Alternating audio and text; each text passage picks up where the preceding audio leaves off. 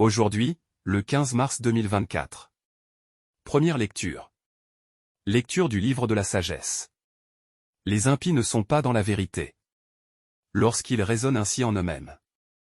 Attirons le juste dans un piège, car il nous contrarie, il s'oppose à nos entreprises, il nous reproche de désobéir à la loi de Dieu, et nous accuse d'infidélité à notre éducation.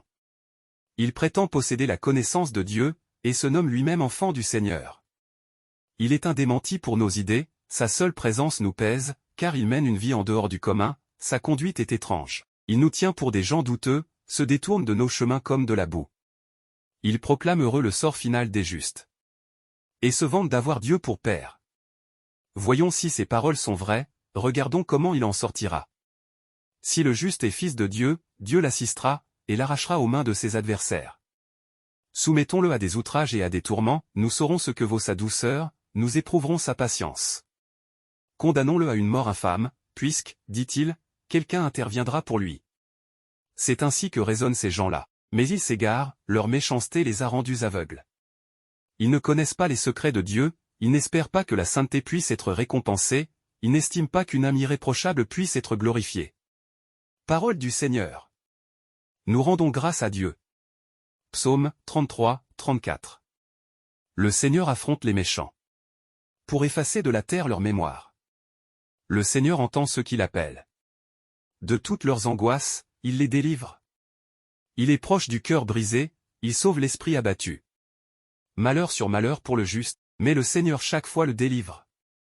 Il veille sur chacun de ses os. Pas un ne sera brisé. Le Seigneur rachètera ses serviteurs. Pas de châtiment pour qui trouve en lui son refuge. Évangile de Jésus-Christ selon saint Jean. En ce temps-là, Jésus parcourait la Galilée. Il ne voulait pas parcourir la Judée. Car les Juifs cherchaient à le tuer.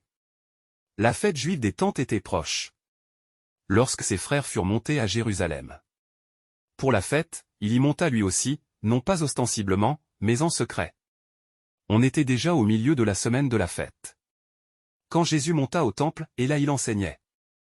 Quelques habitants de Jérusalem disaient alors. N'est-ce pas celui qu'on cherche à tuer? Le voilà qui parle ouvertement, et personne ne lui dit rien. Nos chefs auraient-ils vraiment reconnu que c'est lui le Christ? Mais lui, nous savons d'où il est. Or, le Christ, quand il viendra, personne ne saura d'où il est. Jésus, qui enseignait dans le temple, s'écria. Vous me connaissez? Et vous savez d'où je suis? Je ne suis pas venu de moi-même.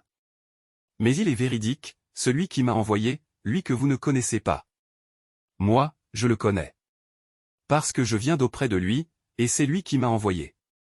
On cherchait à l'arrêter, mais personne ne mit la main sur lui, parce que son heure n'était pas encore venue.